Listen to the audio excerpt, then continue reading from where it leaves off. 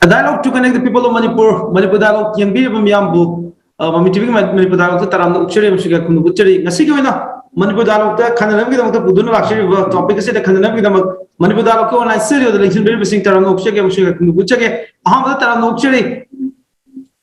Dr. N Sanatomba, Assistant Professor, Department of Manipuri, Manipur University, koi Sanatomba taram ukchari kai kunu butchari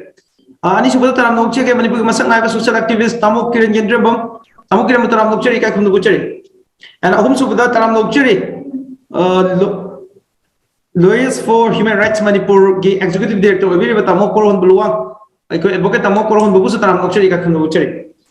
Thank you very much for joining us and welcome to Manipur Dialogue MAMI TV. Ngasi ko ina miyam ga dapat budun lakshari pa topic ase paring na ina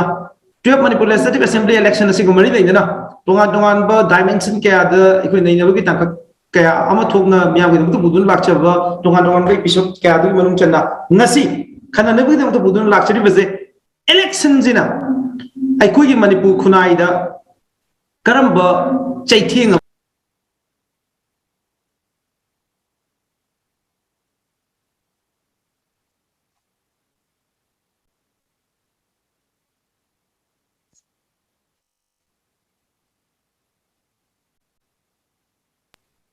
Okay, ngasi ko ina thamjari topic ase other side of elections social impact abizini Manipur khunai da hojik election gi oiba electoral activities mayam ama tawibazina hojik Manipur khunai da karamba chafu ma piribe ke habasida khanana bi da ngasi topic ase puduna laksabani loina topic ase khanna bi tanjadu lojage ai ahamaje sarsana to model laksage sar laksaning baje sir how's election china I could assume uzaba matamda how's electoral activities that I could uzaba say ahambada I could give family as in social institution amoy na labor imung manung ma labor dagi then imung dagi laikai then the society ma then family civil society state ana sumaina I could give politically nainaba matamda I could give social institutions is mine nainara pakanda family in ahanba apikpa unit amoyna I could nira family power how's say Kiran Yendrembam wahawdagi oibe yai natragana candidate amana amagi favor or against the labigi wahawdo oibe yai hojiksi family power guide up pagi phibam mama machimana khanabagi phibam aduga yumdang abada firan tongan be yumnarapa machina changnaba yamnarakta phibam am lakpagi phibam lai masida imung manung kaina ba yabagi level power election jina ohela pra habadani kari mi yang thambi yam chumi koi jamiras lairi ba posida akoi magi imung manung khatnaba kainaba howsidi karaidagi horge da political party ki family dige howre asagi political party ki magi family da ngasai tongan ba se kudam moina arbada BJP ki main spokesperson oriba oza bijoy tanthore ni kaina re ni tinaba yartadna Sumaina BJP ki intending candidate manga truk leraba singdo loina kaina dana asa ayamba some 90% di loina ma kaina dana thugai dana ngasa hojik se angakpa phangna sai arai ba khonda sijinaraga launari ni sainari ni hunnari ni masisu ekoi kaina bagi magi syndrome amani adugi khudam amani aduna lairiba family ki setup have the political family setup sidanatna laikai dadi ke dauri political gi oina kaina badudi drama gi stage da drama gi artist naina sasinaba mit ki pi gumbirna asai gi magi machinjak charam daida asai gi mamit gi mapita sanabado crocodile tears to adugi matau gumna makoi khanari bani chainari bani launari bani khongnari bani hayeng election loigra kanda di ip kari gumba karagadi maduda napsinaraga amaga yam nungsinan lengonaraga hawdong gi maida do ngarang la haibado ngarang la ne aikoina koi khana gi bu launa gi bu hairaga lengonaraga sarkar semgini adum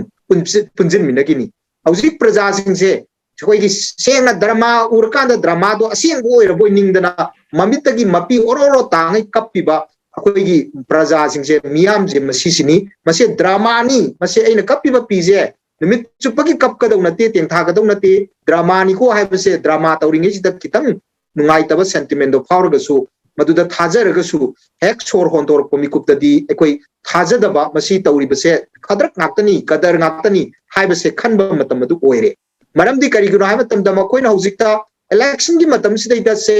akoi kanosi magi you araiba you adigi intoxicant tablet tagi number 4 dagi kari dagi loin mak pisal laga madudai da akoi even adu bawna bu kai do rake haba matamda ngasai gi UZ phongna sai UZ hoi mi ayambadi loi thakna ramba yai tawda bu phatte na khangaba yu se masi se mapan da thado zu mi hatpani akoi gi lamdam se nungsi lamdam jidi kanni aduga akoi shekmai da sungba ju akoi gi cultural gi wena hayeng da sungba ju kaisu kai de culture gi item moi gi chang da ya da ba culture gi element moi na dum season na ba aduga maduna society da mi khudimakta ekoi youth akanda ekoi gi magi nupi da otpagi sang se youth akanda ti asai gi sai ani ka kalambado ekoi double da 4 mari manga da even heart bu yauna phui ai bagi magi thongna se youth akanda nga ne hojik nongmai kapsale imung amada nongmai kapsale ekoi gi laikai du da yum thangna bada nongmai kapsale adigi phure masam chinge nupi da adu puram me ka haris je masi yu ngau bagi sing naktani aduna sum thadorok matam jidai da se ekoi gi kana gumba ekoi gi yamna distinguish oiba minister amagi magi thagalakpa matam da ju kai da wi habada ngasai gi mase mana sumaina nupi amagi nupa minister duna nupi amagi masam ga singaga akoi gi torture toramba se masi akoi youth kan da tawni ka habagi maonga se dum akoi na magi Facebook da viral chalak pai tare madu da gi khangi se youth ga di mioi be se kai da wi haba matam da ma se asum aran khangati aduna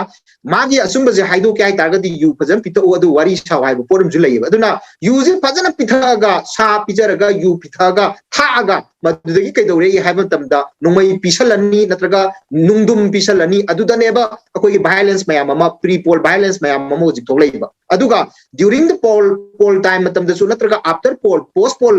scheme matam da su violence mayam ama tholok ngai leiriba sina kai dore imung amada matai manau se magi oiba hakanda misangda maduna phai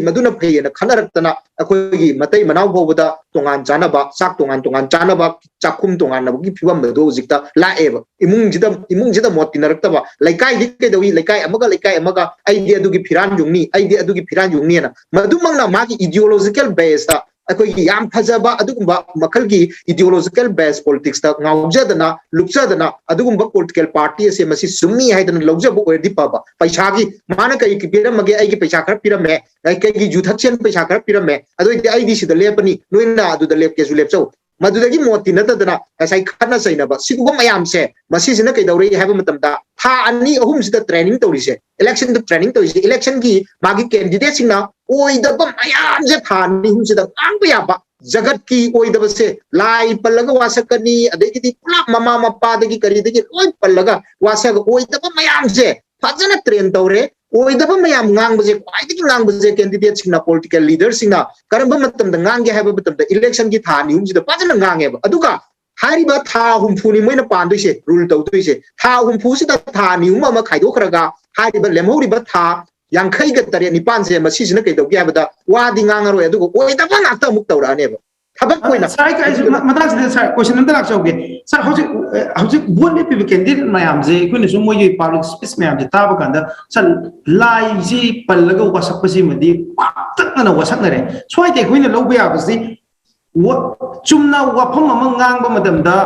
aina election je karadi si tawgani habasi chamna wasakta bida haibo iragadi madu oidaba ta doira sini wasakpa ma darkar lai iji wasak akanda emphasis tawning ji kari ngo sini ani akoi gi kojiki lai pakchi yoksalai ne ba lai gi lamdam ji yoksalai ni moina lai bokta moidi lai na bokta kiraga selaba dugumba soitan ka hebo type to adugi role du ne lorei se kari pambai upai toraga pambai ama sizinaraga ai bot kauzige adudi meeting ji sentiment da thajari je kai no haibam tamda wara asu ekoi nungaira asu lai haibase ishor haibase ekoi gi taibang semba mapu haibase ekoi masida dum loina mak changjei aduna hariba mapu do pallaga wasage aduna mapu je karamba mapu haibada ma sana ningjaba lai do madu panbadi lai radana madudagi hentoktana migi community amana ningjari ba lai do bokta changjal aga pallaga wasak khala abaneba aduna masagi lai dagi migi lai bokta chogla abaneba adugi pibam da wasaka masida ke dore habam tamda oidaba kwaidagi ngangba oidaba kamaina nganga da ge habase mana ngangja badana tana oidaba se kayam yamna ngangba yage se praja singda misam praja singda leader oigadori ba moina tambire aduga kaidore haba matamda ona tainabada ngasagi sarkar paigraba rule tawgraba matamdadi ngasagi moina amu kaidor ke da madudana waji ingang dana ngasai ngang giba mayam dugi ona tainabada habak sina kaidoi fataba thabak akta unta weba aduna wada fataba ngangbana bot ki matam sita ngangi aduga sarkar se makandana oida padaba ngakta mu tawrakani ba practical da otor padana ani asigi se masi sina kaidoge da Indian democracy ki phajaba pose masi si thabak oina pangthok pinana implement to binana ba mi se laiselaktre aduna so walau ba kanu khudong sada badi kanada bayok nei haiba matamda asyang bo ina mandana ngasai ek tawri ba moi ki misang changa maduda amuk yasano yaraktra ba yumlon koi ki samban khana ba yumlon ani do madudi kai doge da nungsi sana ba communal harmony haiba se aduna unit of the society amagi unit amu ri ba family setup kai raba adagi mu laikai ki setup kai raba adagi mu khuladu ki setup kai raba aduga constituency adugi setup kairaga amaga nakpak tanadana nungmai pairaga kapthat nabi adegi demo khogi nung pairaga langjan nabi adu hatok nabi phudat nabi sidai da torga mikap mirau khol nillaga lehorga da karamba khunai noba maduda ngasai gi adumaina khanara kanda injal laga yongna tan yen bai pamda ngasai gi laikai masen khana laga maduda amadana tumina kurung changaga amada mu kainom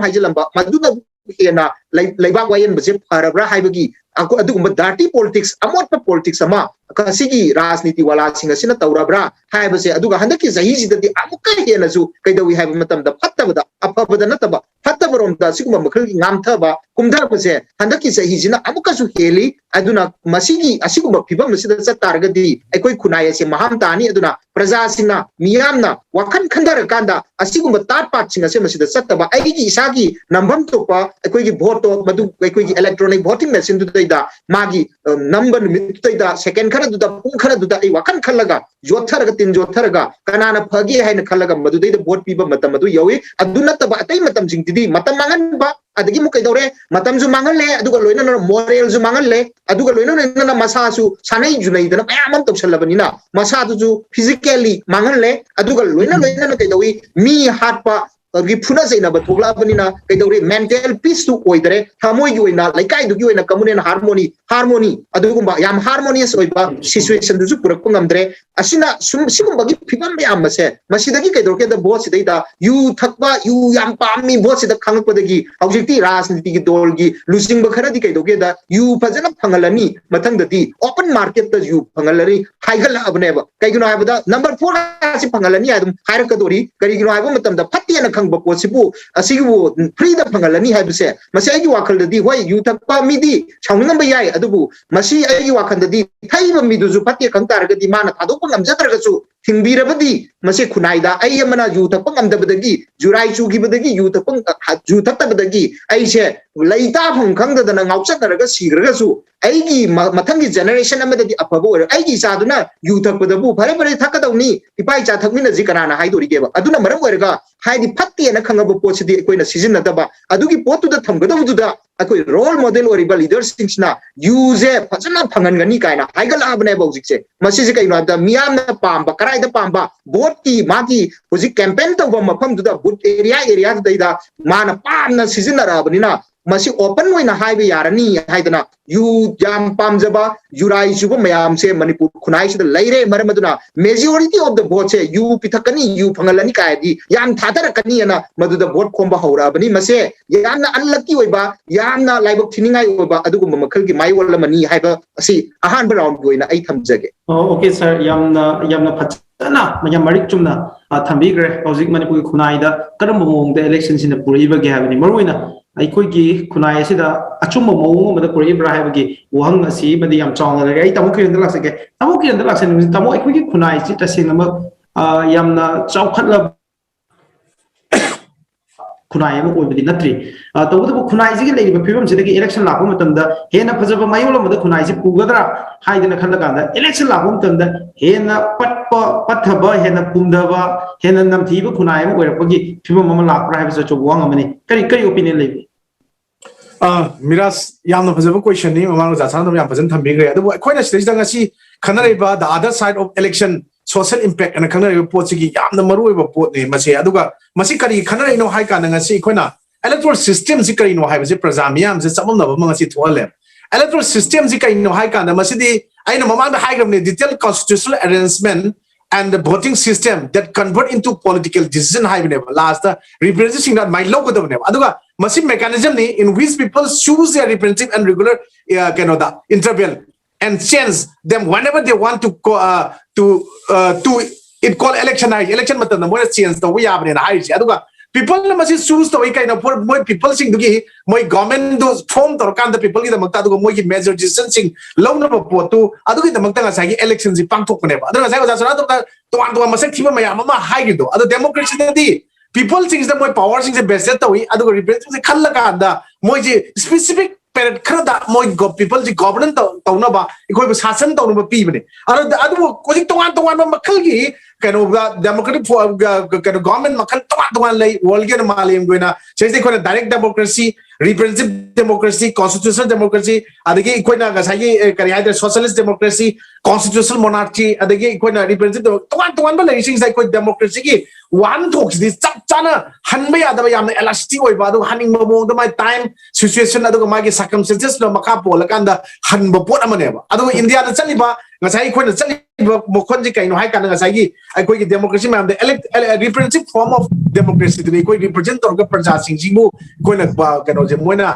kari sasan to bi ba hai tare adu bu ngasi di sasan da yaw ba marak sing nga sai gi ai nga sai mo pang da ha ma pan ja bu electoral system ma ji kari no ma ji karo ma kari mechanism no moina people sing kari to ni ha ba pot si bok da ya na kai ta khang ta ba pot amak da lak bu na irang me ya thule si gi marak da democracy ha ba ji kari no ha ba khang da ba ja sing na both the contest of thula ba kang yauri praja ji kari no leader kamaina oini party kamaina form tongni family ji kari no society kari no rule of law jina kamaina kano tongni development kamaina tongni planning policy kari no adigi ko especially meaning of elected representative se masi khang ta ba pot ba powers in this function khang re aduna importance of social care moi the capital later roi aduna nga sai issue me am le jina kamaina solution tongni kamaina justice por kani ha ba pot se khang trabani na tawan makhal gi pot mayam se lamna political hazard thola bani na nga sai ge tum ba mayam decision making si kamai tongni decision making se mai nga sai gi ko da ye ya ma toy na ba madudi process of making choice by identifying decision gathering information assessing alternative resolution can hai ba resolution hai processing si to do khang kragadi miras ko na ngasi kano si da ko kari wai da khalu ge ha ba pot si kai no hai ka da mabang do jasna to gi do happy manam ni kitan slightly difference why the kenners why the meaning the loy mana ni ko miras ai hai jeri kai no hai ka da ai ko na makoi ji election gi matam chi raga chai manga gi tam je lo si lag gi ano ari ba sinar ko matam ji da u sing je mana kan ger ke lag ba mai mana soidra chu do ko ni da chi ko soidra chu wa ya ni hai ba wakat da moi wakat da kai do re ngasai gi praja sing the full promise me am ma thole false promise to ko matak ta praja sing ji phajana guide to kan da leader moi da chak da ko da ona te na ba misguide misinformation adagi moi gi even ngasai gi manifesto na moi na he hai ba ji manifesto gi art ji kai no khre moi masa da manifesto sing nga ki ngasai ba chi moi na pili si public declaration ni moi na pili si policy and moi na to report me especially issues before election ni moi na pili political party da candidate na hai ba do bok da khang kre ati good manifesto ai ke chem da la kan da good moi da bra kai se moi da wakal da capitalize good manifesto oi ge hai tar ga di ngasai post da ngasai election ke ngasai ne rebo topic ta ni ko mira sai lak cheri se good manifesto moi ge simple form da ya easiest form da prajamiam bab tar ga da ba ai ne plan to pot ai ne rule scenes ta ba praja si ya wat ne na ba pot ne hai ba si moi khang ta pot lak ta na toan ma kal gi min season ar kan da electoral politics ta yauri ba aduga even voters things that misguide tar kan even uji ga ti bio miras ma che ai koina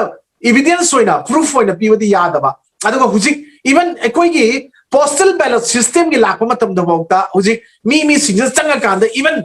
grassroots labor elected representatives sing yaukshal ani election commission of india ga police kana tong jaga da pot ta blo sing tong jaga da mo yaukshal la ani yaukshal la kan mi sing lu policy nga pisal ani an na son ma sing disable sing da lising nga pisal la kan atom party sing lising ani bi ahum bi nga bi pisal ani la sa thada ka khang ka lising amani wa chal ma sakki baduna kende na mam lising ma tranum lai bi ani hai pot sida mo gi wakal da singatang plan daroga le kan da policy planning vision mission amat like the mujik laiba singje sigi pochina ngasai tholai ba topic the other side of elections is the kariyana khanar ad social impact the hai kan akoi praja akoi gi pota praja gi mandate moi gi si yeng da moi masa gi personal gain vested interest khara torpa potuna ngasai gi praja sing su moida hangatlaga ngang su ngamdaba ngasai gi pot sida power sing ji muscle power money power sing do bot animak to exercise social koi film da la kan ko ji wa ngang ba ya da bot leida praja sing ji loi machin pulle sidai khara law khong to ise panel da lai ba oja Sanatomba koi de yam program koi khara law ba sinatana ngasai praja sing thola openly ai masi silence to godamni masi ki phattaba singsi masi ki pot sing to yai ya de haiba pot me am do and don't lariba election ki piriba democracy ki marum de piriba praja sing de piriba right praja sing na mai chem do ngami sin do ko botra hainja ba khata ngai ra kan ngasi di yadre ala da ga koi ki potse karma makhal gi system na da election je karma makhal to ro kan da praja sing gi representative sing ji gyan ta ga ne do praja sing da ai na phanging ba pot me am je justice kang de issue me am thena kang de kai do gani haiba gi pot alternative ama ai ji khana ba matam yo rai na di khale ada da ga di ai gi tongan ba constitutional right ching na pi ba me am manung da ai gi praja sing da madugi right to gi marum thukna right to gi aphoba sing sing da ba phatta ba ona taina ba madugi sin ab ya mong da kai sin ge sin ra ko la matam da di praja sing da pra ko ngaw ba chamam na ba thole adana nga sai gi vote matam da drugs mayam ama supply toksalakpa you supply toksalakpa saksa haijana ba mayam aduga paisa khara nei ko gi democratic process si ju thindan ba aduga chakot thindan ba hai tare aduga chakot gi mangal phangoi do mong da ngasai pot si ona tenan chalakpa pot na miras ngasai gi pot si khana ba matam da yamna lu ba pot ma lae ngasi koina sumaina law ba matam da ko ek toy to hai ni hojikti moi gi lungfu system hai tare ngasai gi bot si da ngasai moina ngasai mai thi aur kan da masi ni sing yap ngang gi ni kai lungfu to kadra kai na ki na ba yap yawe aduba akoina ngasi di democratic form of government India ji ekoi democratic state ni kwai world gi oina kwai the largest democracy sapani haraga su masi only ngasai gi sinda or paper da katang chatlaga leirabra aseng ba pot masi leitrabra haibogi pot sini adudi this decision making oiga da ba argi ekoi ngasai rule of law la henna ba hona ga da ba legislation da lega da kangu singduna sumaina bhag taraktraga praja singna makoi da kari karamba makhal gi advice natraga suggestion natraga any makoi da masigi posi kari to yai hena khana bagi pot ngasi media singna tongan ba electronic am print media singna ngasi nainare ba khana iba local iba thangal iba report natraga khana iba mayam singsi posi makoi di na sinakan nam na targa nam na phaudo chakra lore ikone haiba samu mathun pera khong ba haiba do adu pot tarakan da posi laibudang tawre mirasa aduna ngasai gi posi ikoi gi opinion piba matam da ju posi pibam khangak taba kaino da tana una usna da pot la abani na ngasai gi pot ta makoi gi only mic khara pairaga mafam jaga gi lawba yai no ji law da lawba sida pot thada view sida pbuc tawjage si tawge haiba chingje tongan ngasai gi ikoi gi freedom of speech and expression je masigi posi jo only propaganda da la no igera chumno igera pung tong da exercise to ya ba mong da chalakpa ada democracy si slogan gatang hai bi roi practically thabak to ontoga ngasai by the people for the people hai ba praja sing da thabak to praja ne elected oi ba kangu ne hai ba ji kawrai kan da praja sing aikoi da onjal la kan da noi wangang ba yaroi ngang ba taraga di noi si ana ngasai yam na autocracy or dictatorial form of government one man nataga mai group of mi khrana ngasai sasan taro kan tong mamong da mai law semba legislation semba pot ayam singji ki pot chatharak ba mong man ba pot to India ki democracy ngasi Manipur thengna ba trying to juba state legislative assembly election ki ngasi uji vote mamang da tholoi ba violence matung da tholok pa yana lai ba ki ba ayam singje si ngasai ki atop ko ngasai ka other side election da noi mak yauru bne aduna ngasai elections di afaba prajagi chakot thorangi nata policy planning gi nata makoina yad ka doba amadi leader am logo da role logo na tre miras masri tongan na masa gi oiba magi pham amakhak nata phampak amakhak lep yana ba platform da lep kan da ai su leader amani ai politician amani nata ai masida noi me am rule tawna ba no khoi me am na khalak na ba pot khanna isana semjabani noi na khambi banate aina isana hodra ga tawjarakpani haibagi mong chatla kanda makoi machen je amana ma hunna ba amana ngangna ba natana makoi machen gi oiba phajaba development aruga praja miyam da piga da ba impact makoi wahai voice natraga makoi gi any kind of manifesto da oiro natraga moi wahai na bo haibo oiro natraga akoi praja na thaja ga da pot yabadi ngasi gi topic siga mai le na puthrokuda miras amatta laitrabra aduna topic sigi post da kari haiga da no kari haina koina masigi opinion piga da no da chamam na pot foyena ni raja is mai thamje okay tamo yam fazana thambe yam marik chumbo ko ma yam thambe ai tamo korom da laksage tamo da lakse ning buzi tamo ikoina buzi ai iswani ka tang pick up tawjarke ai koi khunai ji da Manipur khunai da buzi thengari ba achau issue singi manung dai koi drug amadi corruption ji ai chau issue na gi manung dai issue oi ri bane primary issue sing ne do hai ri ba ai koi manipur gi fundamental issues were ga le ba drug na traga corruption ji ko an gi hara ga di manipur gi leingak loan sida maru ba thodang lo ri ba leingak loi sing sina oi ga doi ne ba ministers oi be emile oi be me am jina but surprisingly yamna ironically hara su yare masida yamna ai koi na kaya tare masida nai na ba ya ba phiwa mabdi adugumba mihut khangadoba leingak loising do khangadoba election jidadi ai koi na corruption muthatpa pami ba natraga drug muthatpa pami ba aduga election sidana kamai toge open naked corruption ne ba ngasai gi drug si openly chaga dori bani yenga dori bani ba masi sigi leiri film jida ai koi na corruption muthatpa ngamgada drug thengnaba ngamgada ba ai koi na leingak loising khanba ngambagi oithokpa du leibra haibisi kari hebini Miras ngasi se ai yengbiba viewer mayam da su ai kenoma tawji haijali madudi ai se lambi da leiru bagi online se ai online da ta thokre haitare aduna ai mayam na api gene ai ken tawjare ai miras ki question da lakjage ai koi gi system je hong ba makak changi miras ai koi gi electoral politics oiro natraga ai koi gi socio economic policy oiro ai koi system loina makse makak ai koi hana tangai phade aduna mase karai dagi hawgadagi haidi ai koi gi election gi vote hadaba matam chi dagi ai koi hawbatai ai koi achumba mihut ama khan bai basi ai koi yam tangai phadaba mani ai koi na khali adum election gi mamangda issue da yamna kanna lauramba lapi lauramba mayam je vote maya naksilaga di issue legidre aduna karai de lakre election je festival amo ina satkreba sis asigumba makhalgi system che masi sense toba amadi electoral reformation yamna mathau tari ekogi India da Manipur kaki wanate India da su tongan ba gunda mayam thadoga Bihar UP adagi Chhattisgarh tongan ba area mayam chingda koi election idum mi hat pa mi phu ba sainaba dum laidi adang sai koina drug amadi ekogi corruption je koina mutasi hai taragadi ekoi isa vote piga dori ba ekoi isa je sidegi ana hoba masangi say for example like no maijage tomo go banu paje kendeni mana senjele ma corruption senjele bo hectare di maji borsu bi piro idong ne nang senjele do kay no ai koi si laiga doira ai koi right representation of people's act na piriba ai koi mute khanjana bagi right to nang na ai koi bu laiba yabra haiba ngamba ai koi citizen oiba tai koi voter oiba tai elector tari be koi se aun ai koi ni mute khan bada sum na khalau da bagi poll ngaktani lai je huji election laire hayang sida ngai re first phase ki election je 28 February da thada narani masida lairiba election gi mawong chinadi ai koi asumba ai koi gi corruption thingba ngamba adu ai koi gi drug che thingba ngamgada ba lusingba ai koi khan ngamde ana drug thingji higher kanda ai koi drug la lon mi da senjau pai ba mi sing da ai koi hanjin na thagalaga lairaga di ai koi ngamoi ana system ji ai koi change tauna ba hai ba se ai koi gi mindset ai koi gi miam chi gi wakhalon sing se masi hana ongtang change to bani hai ba se yamna mathok dai ana ai koi na drug thingsi na taga corruption thingji ai bisu corruption jo ai koi de na hau hek hau ba se ai koi na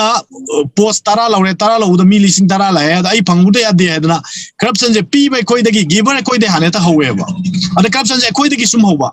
vote jo koi sen pi di bon da thadaw ya de mira jama phajare ai ba vote jamna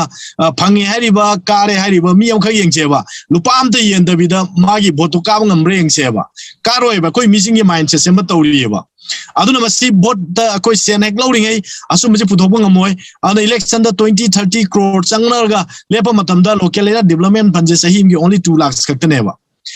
sorry 2 crore kaktane ba 2 crore do sahi manga da 10 crore kaktane ba 20 crore election da 30 crore changan gi tar di matangai phan hura lakpa ta bani napsa gi seng kg wal na dum phang ba ta bani then thabak lo ba corruption to ba ta bani drug la lolaga magi sen do phut ke hoina haina ta bani mana power da leraga di ekoi soidana to ba yani maram di security full piraga di ekoi drug trafficking to ba khurung sa ba dum lai ana madis vote ka da ba ya de power mongar oi ba power the greediness adu laibani na ma power pai de ade haibagi laibani ma aggressive ma walk trokani sentan mo honarakani mongoda sobering khangoi aduna man power paisa lagari mongoda security mongoda satpagi lambi da free oirakmani na ma sum choi dana adum ꯀꯩꯅꯣꯁꯤ ꯗ꯭ꯔꯒꯅ ꯂꯣꯜꯂꯛꯄ ꯌꯥꯏ ꯑꯃ ꯇꯧꯔꯛꯄ ꯌꯥꯏ ꯑꯗꯨꯒ ꯊꯤꯀꯥ ꯇꯧꯁꯜꯂꯛꯄ ꯌꯥꯏ ꯑꯗꯨꯅ corruption ꯑꯃꯗꯤ ꯗ꯭ꯔꯒꯁꯦ ꯑꯩꯈꯣꯏꯅ ꯃꯨꯊꯠꯁꯦ ꯍꯥꯏꯇꯥꯔꯒꯗꯤ ꯑꯩꯈꯣꯏꯗꯒꯤ ꯍꯧꯔꯀꯥꯟꯗ ꯑꯩꯈꯣꯏꯅ ꯍꯟꯗꯛꯀꯤ ꯂꯥꯛꯏꯕ ꯏꯂꯦꯛꯁꯟꯁꯤꯗ ꯃꯤ ꯑꯃ ꯁꯦꯟ ꯂꯧꯗꯅ ꯊꯥꯗꯕ ꯑꯗꯨꯒ ꯁꯦꯟ ꯌꯦꯜꯂꯤ ꯍꯥꯏꯅ ꯁꯦꯟ ꯌꯦꯜꯂꯒ ꯚꯣꯠ ꯀꯥꯒꯦ ꯈꯜꯂꯤꯕ ꯃꯤꯑꯣꯏꯁꯤꯡ ꯑꯁꯦ ꯚꯣꯠ ꯁꯨꯡꯄꯤ ꯄꯤꯔꯣꯏꯗꯕꯅꯤ ꯍꯥꯏꯅ ꯑꯩ ꯁꯨꯃꯥꯏꯅ ꯊꯝꯖꯒꯦ Miraj Okay, tamo thing haiba question jiga mari pinna lakchaning baje aikoi vote ta paisa yele je Manipur lai yo mipung kuti mak loi ngang na bo phom amane aduga vote ta paisa yen bagi mong je phiran chingkhat pada chatpa mi je paisa piraga mi amamong gi magi phum thok khara piraga lanli habje khoi dum tai then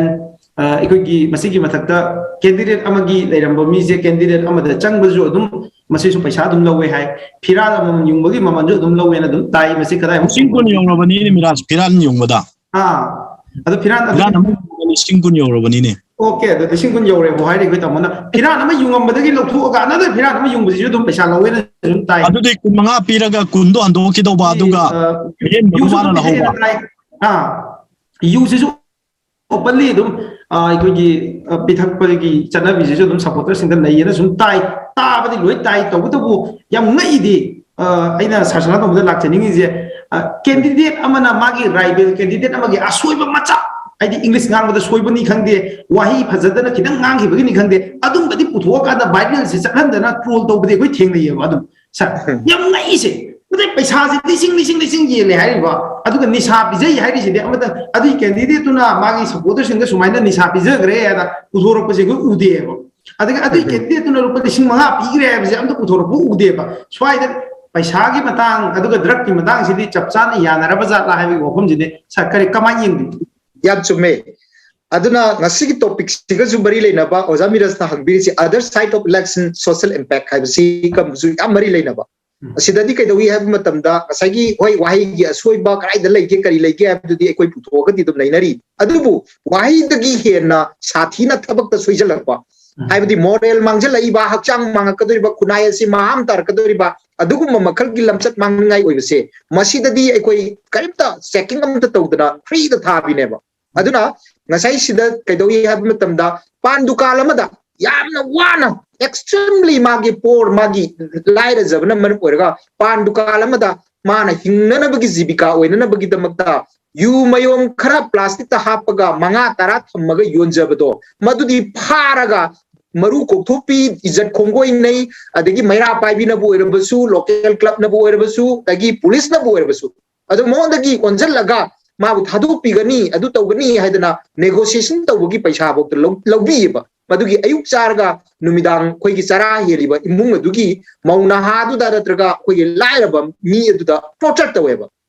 aduga sidadi kaidoge hamatamda mi kendra mi gi mi lising kun thani phuje masije ok nanaba pithak kadoriba syntax ta 1000 gi 3,000 gi adugumba syntax ta hek khillaga madu pithaine masi kanana yengjallino sinni masida kanana yengjallino yengjandabra sini adagi amu kaidore haba matamda moina khalle ngasagi lising tara mi amada lising tara pibase kendra amada mi lising kunthra leibada mana phangaga vote ka doise lising tara natraga trangam ke ahum mari ga panaradi lising tara ga mathoi ni thoi pangbada dum ka doi adugi ka yaba mangonda suk ya roidoba aduguma mioi sing du khaido kharaganda lising kunthra mak loina makse magi mine na chu khallasi maduda mi amam da lising tara pibada oja miras mi koi list tamo ikoi sar gi do ta jadre sir sound do sir sar gi voice to audible ho jadre sir okay sar gi voice to akoi kaino tawgenda masi lai rakan sidaida hariba makaino sina vote elect candidate sina ka garakanda magi kendra du dagi natraga magi sakthung oina mi sama khaktan thabak hapa aduju kaidoba lising kun manga gi sang da lauraga thabak hapkalakpa matamda lakse lakh humfu loba crore ma yobu yaw ga ni college gi ojaga lobu dati andaki dm gi college gi kari gi kau gi bida mi sumaina bada koi gi 60 lakhs pu high ga na yaw crore ma ya naksal le aduna lakh kumanga piraga thabak che average hapa matamda lakoi kaidoge da crore kumanga tai ngasai crore kuntha thada gibado solid toina 30,000 voters de loi mak pangbada aduda crore kuntha thada gibase masi je kaidoge da only mi sama khaktang thabak hapa matamda crore kumanga ta thokhreba aduragadi atopa yama koigi tax mayam ma koi kana go pibada kainom hai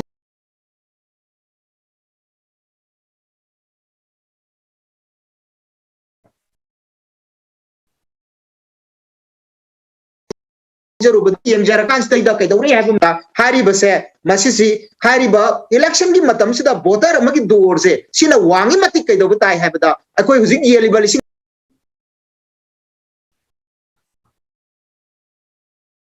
तरा प्रजाम्याम मिया अरुई कोइना पौजेन पिजनिंग बती हौजिक लाइनि मागी येलिबल लिसिंग तरा दो मदु थमजन बियु मांगन बिगनु यु थागा मांगन बिगनु इसागी थबक हापना बोना बदा हयंग लौचा सिंजा योनथोगा अखोई की लाख कुन मंगा कुंथरा दो सागत लगा मदती ओइना न थंबियु अदुना हौजिकता वोट की कैंडिडेट की मागी वोटर अमगी दोर वांगी मति फिरान की ममन वांगी मति यु याम थई मति कइदो ताई हयंग वाई कइदोई हाइब मतमदा इसा इशु थबक फंगदना हामचत हामबोइनरगा लैगनी तुंगी फ्यूचर की ममी सांगनी करिगुंबा सामलोय हारगना लौचा सिंजा हौजिकते औना योनथोकना नो प्लान तौर लैबिरो अदुगा पैसा दो लुपा लाख कुमंगा कुंथ्रा कुत पायरगा थबक वानो मगे अदुगा हारिबदुसु केंद्र की मागी रिप्रेजेंटेटिव अदुगी मखोंग पायरगा खुरुम जरगा मदुदा थबक वानो ननबगी दमक्ता रिदी द लैबिरो ज्ञान तादा तारगदी मतमदुदा ज्ञान तारकनी मिकअप अमगा लोइनना हाइब वाफम मसे आई थमजगे रोय पॉइंट सर अरोई बोइना सर याम तेना लाक्चनिंग बजे सर अखोई खुनाई से तसेंग नै कुसे करप्शन मुथतपा पाम खुनाई अम ओइब्रा अखोई मियाम से सिनि वहांग बलाइजे अखोई मरमदी अइगोंदा पैसा लुपा लिसिंग मंगा येन जनलमे अइगों हाइदना कनागुमबदा अखोई प्रेस ता थोरागा हारपसु लैते सोशल मीडिया दा थागलपसु लैते सर कनाई वाइद छ्वाई कमाइन उइ अखोई कॉमन पीपल मयाम से की कमिटमेंट से अखोई करप्शन से हाबी other side of the ngasagi other side of the election si sidai da kaidore have matamda masigi phiban je corruption gi phiban jina ngasagi amuba pardar jin loi khumjan gra ka da manung da neba lauri ba mi si su kaidawi lawi haiduk taraga di ma phangoi doi bi yamna aduna maram oiraga ma ju hurali ni akoi su huran ba masa da huran ri ni aduna kaidore habda election gi candidate sing asi su moi ju akoi gi executive leiba judiciary lei sing china sangaga election commission gi laiba mi sing jin janara kanda loi sanga kanda akoi gi di sangbi na ba leire nakpi na ba leire kaidona na ba akoi na huran bada akoi na yu pitak bada akoi na yu pe pairaga thambada aduga akoi na crime to matam da akoi di nakpi na ba leire haidana ngakpi na ba leibabu leingak ko eba lei haibadi leire leijere ngak haibadi ngakpi na ba akoi ngakpi senbi na ba leire akoi di umbrella protection of umbrella madu leijere haidana leingak tawrine ba leingak haisigi meaning je aduda tare aduna maram waraga adugi protection do lei ki marumda nokhoi su sahau pi bese sahau adu hayeng wai kedor ko tai pan dukan da uzike du maina yu macha ma mayo macha ma yolu budadi kari gumba crime macha ma tawru budadi quran ba macha amakha Quran ba kun marina pharaga Quran ba humphuzina net pada Quran ba masa mathwai thai habdo madu ta dorin ne asi thamjage okay sir thank you so much ai tamo kiran da laksege tamo aikoi gi khunai sigi phajaba mayam ama aikoi da leitaba nate aikoi gi morality sida yamna phajaba aikoi da thaksi khasi gi achumba ngang bagi thona leibagi then amaga mating pangnabagi oiba wapo mayam ama aikoi khunai sida mahurul dagi lejarapa aikoi gi value systems mayam ama lei hai value system mayam ji election number oiraga masida attack torpo masida threaten torpo masida mache tana breakdown torpo gi phibam je kuin uri area mayam da punning mina bagi wakalon mating pang na bagi wakalon nungsi na bagi wakalon masigi mayam je the achok ba jai thing ma phangbra haibasini kari habini Miras yamna phajaba question ne aduga miras aina thamjani masi matang sida uji miras pa mi yawdo akho ke moral value se masina key component ni person dugi character to the high was saying as I get election people may am cinema count for Malaya. Maduna as I get people sing dugi magi, this is not the mother guide to Goduni, Justman according to the on chess moina to metalale, collective and individual experience the Moy Pajamiang, he don't have a say, Makoi Koropaneva. I don't know never as I am a mangi round. I have political hazard told is Moy Mayam Cinema. Aduga. Ngasai lep vote lep pani na thole iba kangku singi marak sida masi kari dai thole I hai kanda ikoi ne hai bedo backbone of the society kaman oina hai kanda education oi adu education ki mangal wat pa kangku masing ya mukpa aregi larik ta murga so larik hai na hai ga su educated illiterate and lai shu khang da ba ne ikoi ne hai bedo adu ki pot ne kari gino hai kanda ngasai ki pot che ngasai factual knowledge conceptual knowledge aregi procedural knowledge aduga metacognitive knowledge ne koi toin toin hai ba si ki knowledge me am se knowledge sing che yam the good things ni moi ki keno to boda aduna maduna empower to ini ma aduga masai ki kai gum to no ba aduga mana to no mo hon ba matam da hai ba mayam du da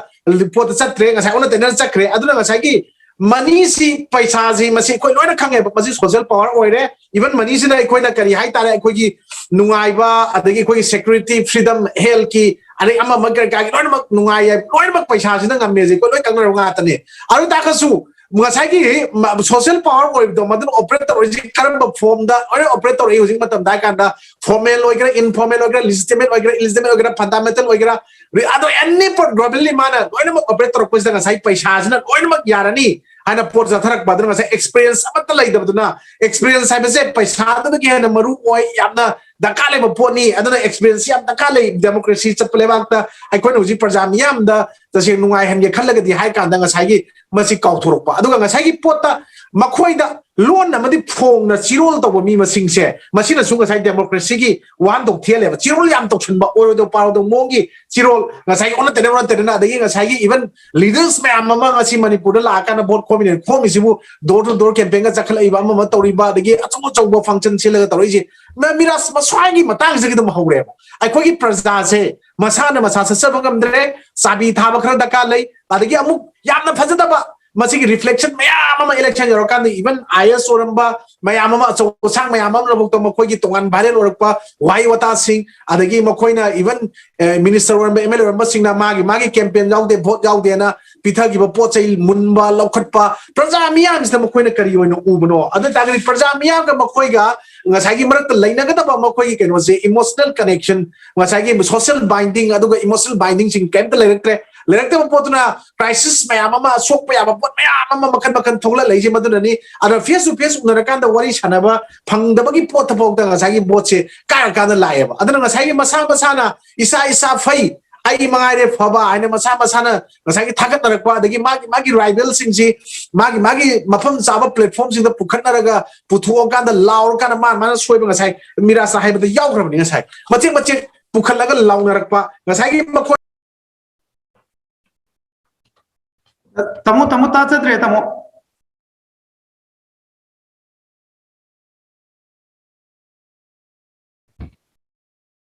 ota la e na ko ni haijab tamu 20 seconds mukta halaga haibiu amona ngambi 20 seconds muk ta jaw dre kita ga haigalo haida na kita halaga haibiu ba aidi 20 seconds mira sa sai ko na sai gi masa ji masa na fare na loi na haina rakpa haina rakpa matak sidanga sai gi moi gi rivals candidate sing ai ta tongana party ogra adagi independent lepo ogra stage da onjal laga ngang na bai tang tawo na masa na pai tagat pa duga even makoi gi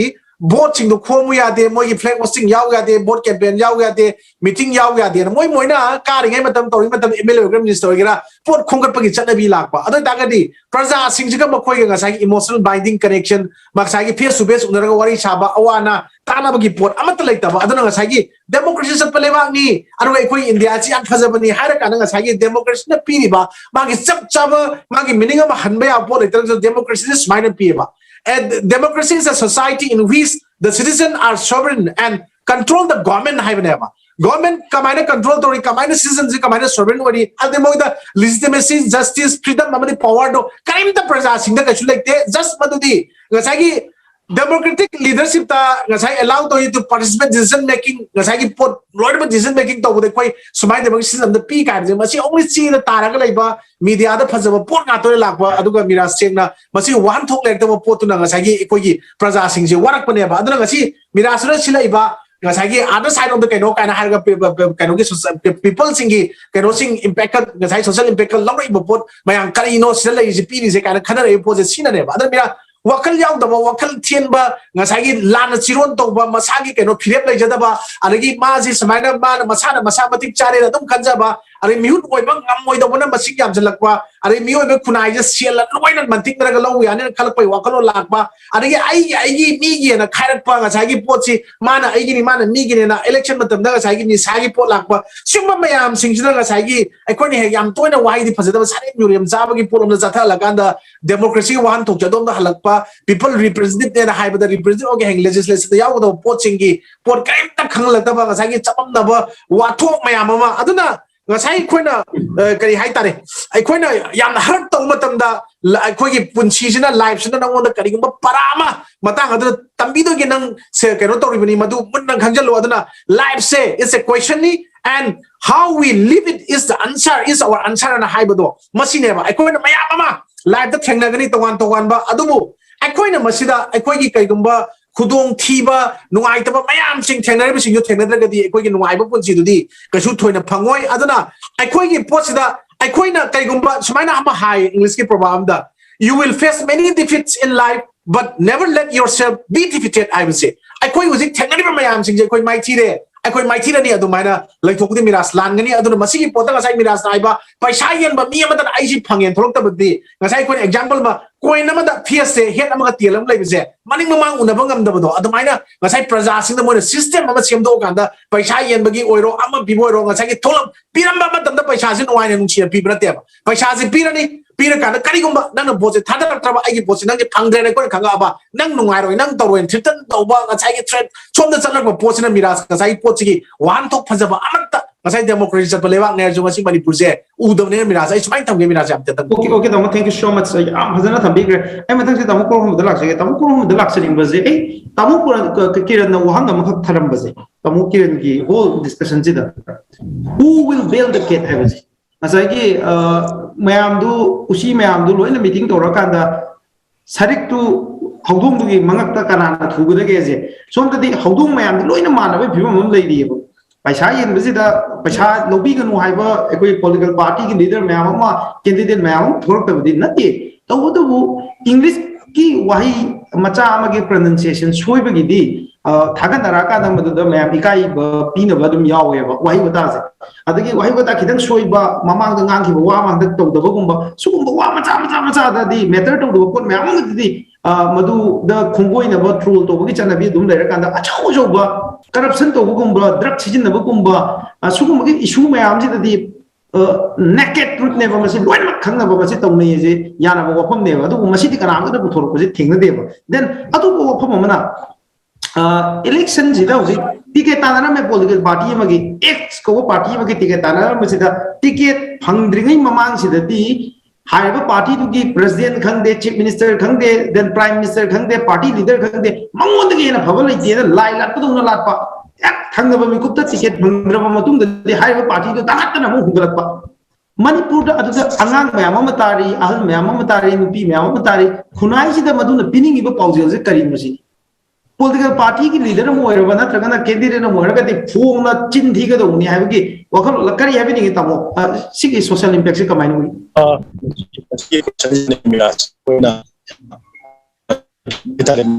tamo ta se tre tamo ki voice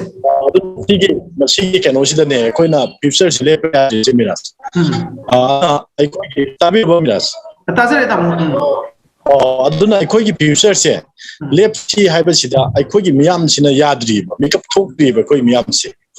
miyam wakalon hong ma tari ngai tik tanar ma phai haram do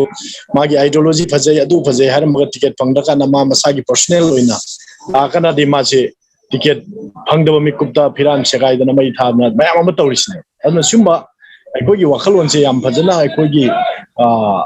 ideology the base to daba aduga loina value based politics oidaba nga ki magi phangna ba magi gen phangna ba khaki oiba makhal gi politics ama kada sathare adu masimak taw haiba su mayam na permit pirini moina haije hura logera law gera yen bangamba adagi kera to bangamba mi do adu da koi vote pirani adu ba mi do matik saba mi ne na koina madugi quality do adom da lep lai re koi miyam na adudane ba khoi da thori ba mayam sigi lai ba kurong sada ba mayam mai khoi future lai rakta ba mayam am lai se tasena ha ga di ticket ta na minaram ba simina ticket phang da matam da ko gi ticket si phang ma mi si da pra omjan bi raga phajana pi bi ga da ne ba se bjp gi ticket ta na bi me ticket ta na ram makanda yam phana modi phai nga mani bjp gi phaja phaja wakhlon tham makanda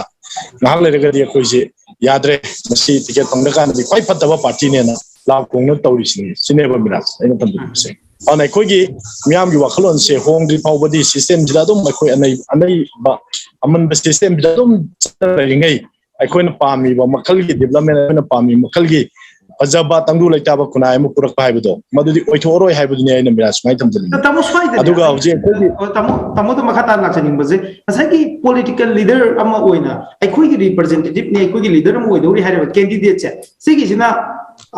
nung mana amang ba magi tungan ba version mayam je u ek to phung miyam amang chin di baje sigi sina miyam ki perception that political leader man dragon politician ma je kamai no urak kadagi have bol gi kari have ni masida ne adugi perception do masigi perspective si akhoi hongdok pa mayam mathau tari se aduna akhoi gi political goiba mileage lo no ba kaki leiba akhoi gi voter jingna hai se politics is in tiga damni sin tiba ite ma de vote piro se hai ne bole pa yaro da masi state ta dung ngi adu masi bole pa yaro hai bese adu quality si kana na lepi no qualification se masi ekoi gi miam sina lepi se adum da satna lei re miras aduna hojiki ekoi gi lei ba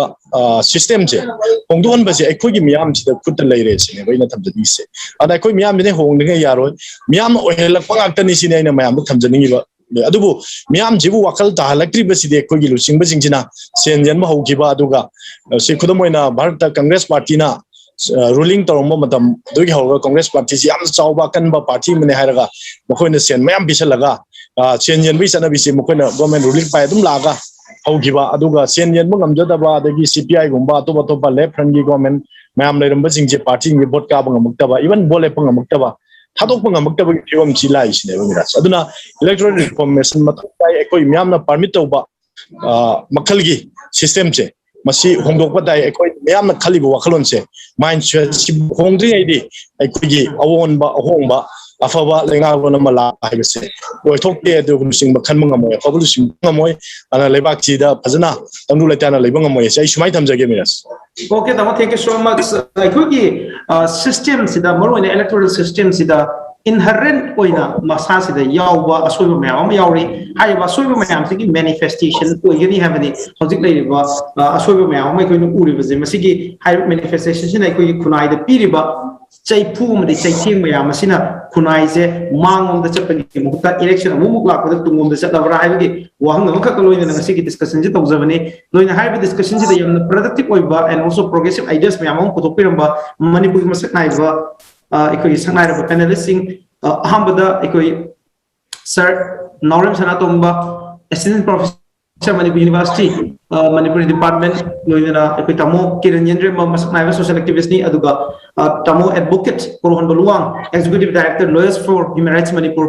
ekoi tamo humku amukana thagachare masuka kunugu chari loina ngasigi Manipur Manipur mi amasu mami dibi bes kunugu somukana thagachare me